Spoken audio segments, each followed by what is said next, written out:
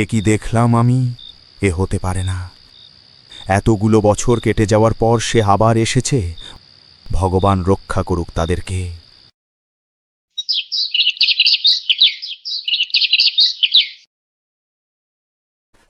জয় ভোলে। মা, বাসায় কেউ আছে?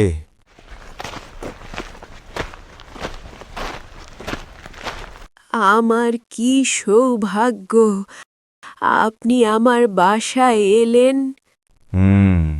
এসেছি, তবে এটা কোনো সৌভাগ্য নয়। তোমার পরিবারের ওপর বিপদ আসতে চলেছে। কি এমন হয়েছে গুরুদেব? আপনি এই ধরনের কথা বলছেন কেন? আমি তো কিছুই বুঝতে পারছি না। সে সব বলতে পারবো না, তবে জেনে রাখো, আমি আমার দৈবিক শক্তি দ্বারা স্পষ্ট দেখেছি অনেক বড় বিপদ আসতে চলেছে তোমাদের ওপর। এ কি বলছেন গুরুদেব? আমাদের আবার কি বিপদ হবে? আমরা তো কারো কোনো রকম ক্ষতি করিনি। কারো ক্ষতি করনি তা না হয় ঠিক আছে, তবে এখন এত ঘাবড়ে গেলে চলবে না। শান্ত হও, সব ঠিক হবে। আর তোমার নাতি যোগেন কোথায়? সে কি গ্রামে এসেছে নাকি শহরেই আছে? সে তো শহরেই যাচ্ছে। আজ 3টে বছর কেটে গেল। কিছুদিন আগে বলেছিল গ্রামে আসবে, কিন্তু আর তো আসলোই না। বেশ বেশ, সে এখন এই গ্রামে না আসলেই ভালো। ওকে নিষেধ করে দিও যেন গ্রামে এখন না আসে। কাকিমা, তোমার নাতি ফোন করেছিল, আজ রাতেই নাকি ফিরবে বলেছে। সর্বনাশ, সর্বনাশ হবে এমনটা হলে। সেই গ্রামে আসলে তার প্রাণের ঝুঁকি বাড়বে, আমি স্পষ্ট দেখেছি। না না, আমি আমার নাতির কোনো রকম ক্ষতি চাই না। আমার নাতি ছাড়া আমার নিজের কেউই নেই এই পৃথিবীতে। এই বিপদ থেকে রক্ষা পাওয়ার কোনো উপায় দিন গুরুদেব। আচ্ছা ঠিক আছে, একটু শান্ত হও। সে আসুক, দুদিন পর তাকে আমার কাছে নিয়ে এসিও। ততক্ষণে আমি এটার কোনো একটা উপায় বার করব। সাবধানে থাকো, আমি আসি। হে ঠাকুর, আমার নাতিকে রক্ষা করো।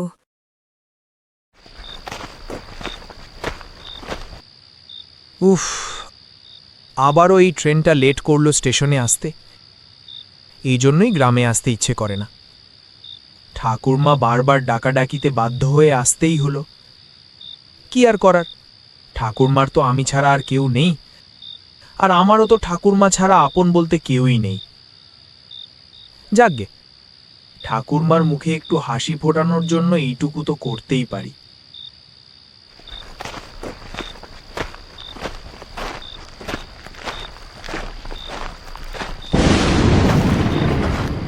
তাড়াতাড়ি যেতে হবে। আকাশের যেই অবস্থা দেখছি, বৃষ্টিটা না হলেই বাঁচি।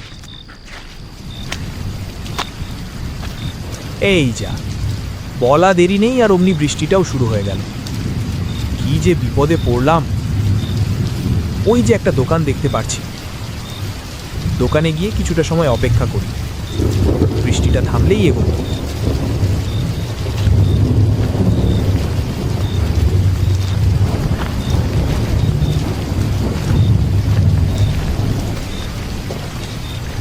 কি দাদা, কোত্থেকে এলেন এত রাতে?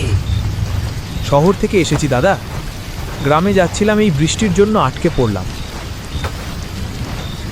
কোন গ্রামে যাচ্ছেন দাদা? ওই তো সামনে, বিলাসপুরে।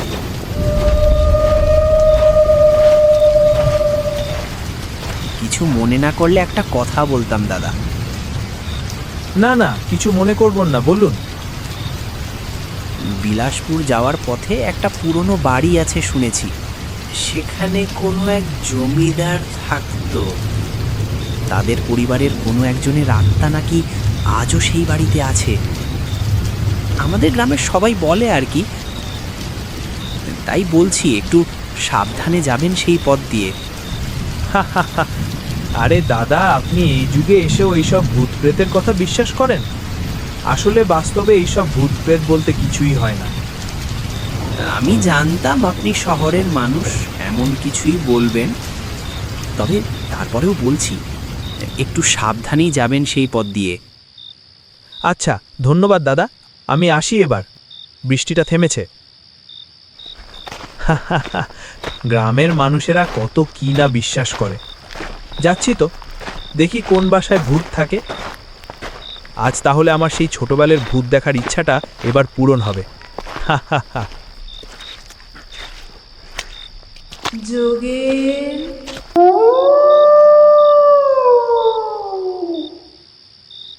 কে? কি আমার নাম ধরে ডাকলো? সামনে এসে কথা বলো বলছি। লুকিয়ে আছো কেন? আমি অন্যদের মতো ভয় পেয়ে যাব ভাবছো? বাবা যোগেন, আমি তোমারই অপেক্ষায় এতদিন ধরে এখানে আছি। তুমি আমার কাছে এসো। ওই, ওখানে কে দাঁড়িয়ে আছে? এই ছেলে, কে তুমি? এত রাতে এখানে কি করছো? যাও, বাসায় যাও বলছি। না মানে কাকা, বলছি এখানে কে যেন লুকিয়ে লুকিয়ে কথা বলছিল। আহা, তোমাকে যেতে বলেছি। কথা না বাড়িয়ে এক্ষুনি এখান থেকে যাও।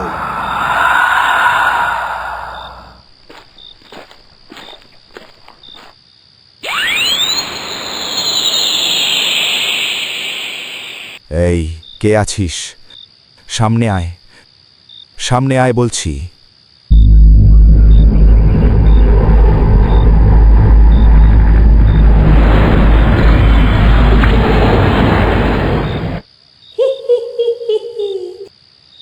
এই বুড়ো, তুই কি চাস?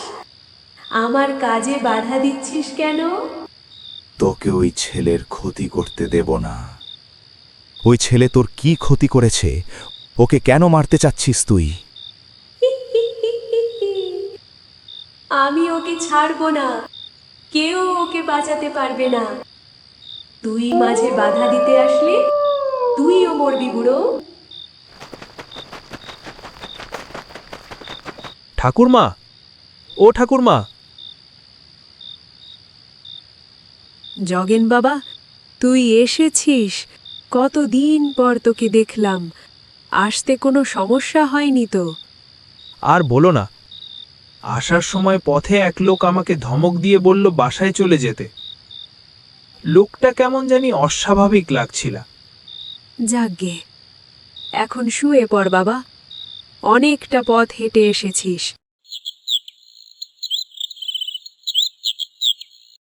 ঠাকুরমা, আমি একটু কার্তিকের সাথে দেখা করতে যাচ্ছি। ঠিক আছে বাবা, বাড়ি ফিরতে রাত করিস না। ঠিক আছে।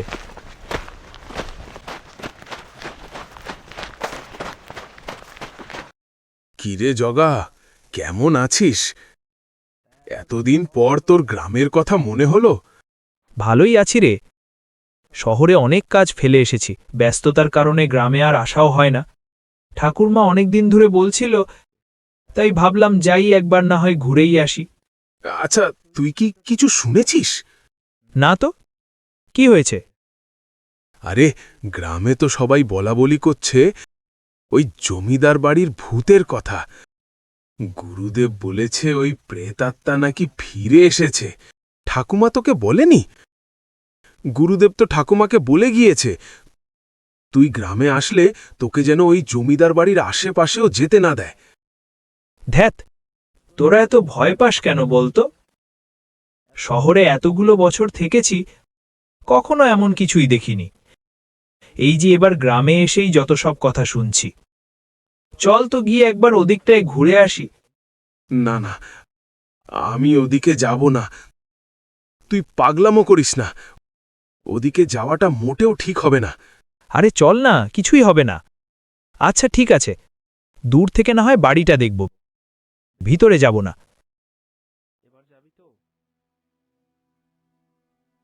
কার্তিক যাওয়ার জন্য রাজি হলো, কিন্তু সে অনেক ভয় পাচ্ছিল।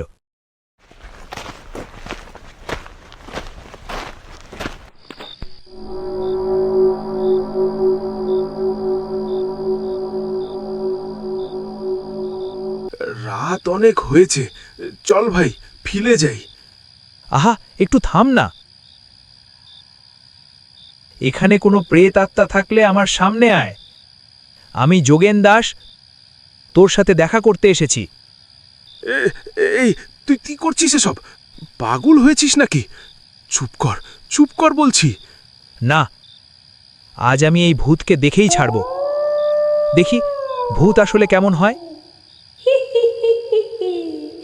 ঠিক আছে তাহলে, আজ তোর এই ইচ্ছেটা আমি পূরণ করে দিচ্ছি। এই দেখ আমাকে।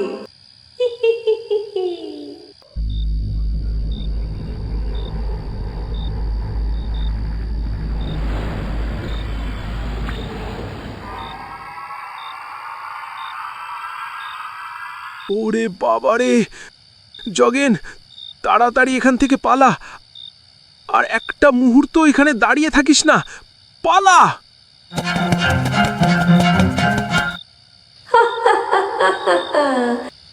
যা যা, পালিয়ে যা, তবে খুব শীঘ্রই আমি তোকে মেরে ফেলবো। আমি বাসায় গিয়ে ঠাকুরমাকে সব খুলে বললাম। তোকে আমি ওখানে যেতে নিষেধ করেছিলাম, তারপরও কেন গিয়েছিলি? চল, এক্ষুনি গুরুদেবের কাছে চল।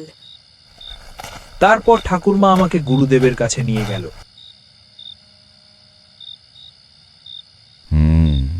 যোগেন যেদিন এই গ্রামে এসেছে সেদিনই ওই প্রেতাত্মা বুঝে গেছিল, আর পথে তাকে আটকানোর চেষ্টাও করেছিল।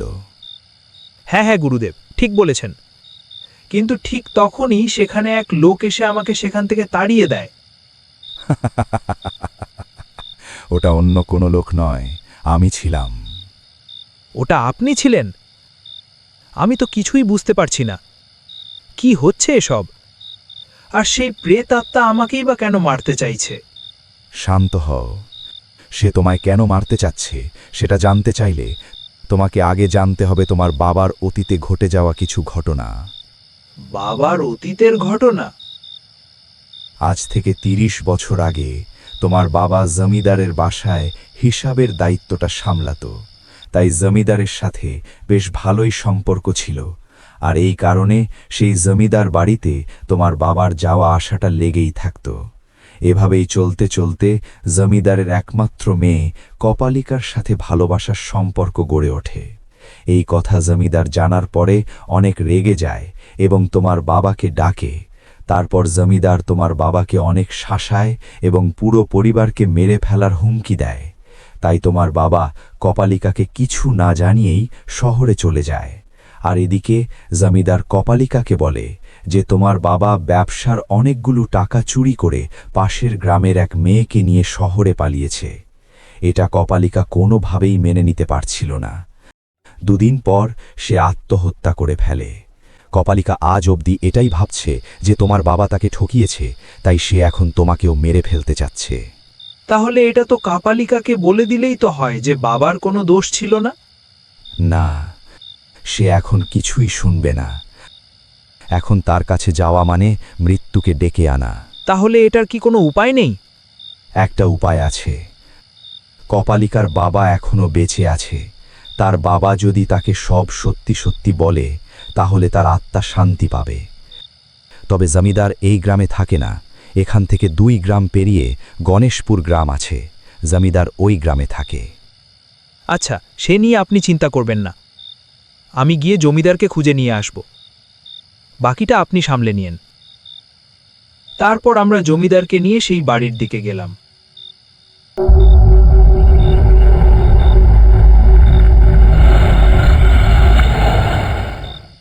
কি রে, তোদের এত সাহস হয়েছে যে তোরা এখানে মরতে চলে এসেছিস?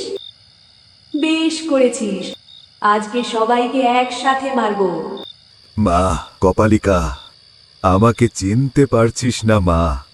বাবা, তুমি তুমি এখানে এসেছো কেন? ও, বুঝতে পেরেছি। তোরা কি ভেবেছিস আমার বাবাকে নিয়ে আসলে কি তোরা প্রাণে বেঁচে যাবি? এ কখনো হবে না, তোদেরকে মরতেই হবে।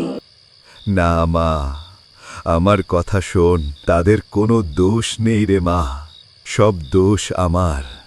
আমি ভুল করেছি। তোমার কিসের ভুল? ভুল তো ওরা করেছে। ওরা হলো প্রতারক। ওদের কারণে আমি আজ এখানে এভাবে রয়েছি। না, যোগেনের বাবা তোর সাথে কোনো রকম প্রতারণা করেনি রে মা। আমি সেদিন তোকে মিথ্যে কথা বলেছিলাম। আমি তোদের সম্পর্কটা কোনোভাবেই মেনে নিতে পারছিলাম না। আমি চাইনি একজন গরিবের সাথে তোর বিয়ে হোক, যে কিনা আমাদের এখানেই কাজ করে। তাই আমি সেই সময় তাকে অনেক ভয় দেখিয়েছিলাম, তার পরিবারকে মারার হুমকি দিয়েছিলাম। তাই সে তখন গ্রাম ছেড়ে চলে গিয়েছিল। আর আমি তখন তোকে যা যা বলেছিলাম সবই মিথ্যে ছিল। আমার এসব পাপের শাস্তি আমি এখনো পেয়ে যাচ্ছি। আমি একদম একা হয়ে আছি, কেউ নেই আমার, নেই ও শত ধন সম্পদ। সেই সময় যদি তোর সাথে তার বিয়ে দিয়ে দিতাম, তাহলে হয়তো আজ তুই বেঁচে থাকতি, যোগেনের মতো আমার একটা নাতি থাকতো। কিন্তু আমি তখন আমার ধন সম্পদের লোভ লালসায় অন্ধ ছিলাম। তুই আমাকে যা শাস্তি দিতে চাইবি আমি মেনে নিব। আমি কখনো ভাবতেও পারিনি আমার বাবা আমার সাথে এমনটা করতে পারে। তোমাকে শাস্তি দেওয়ার কোনো ইচ্ছাই আমার নেই। ভগবানের কাছে শুধু এইটুকুই চাইব, যেন তোমার মতো অভাগা মানুষের কখনো সন্তান না হয়। তোমরা আমাকে ক্ষমা করে দিও। আমি সত্যিটা না জেনে তোমাদের অনেক জ্বালিয়েছি।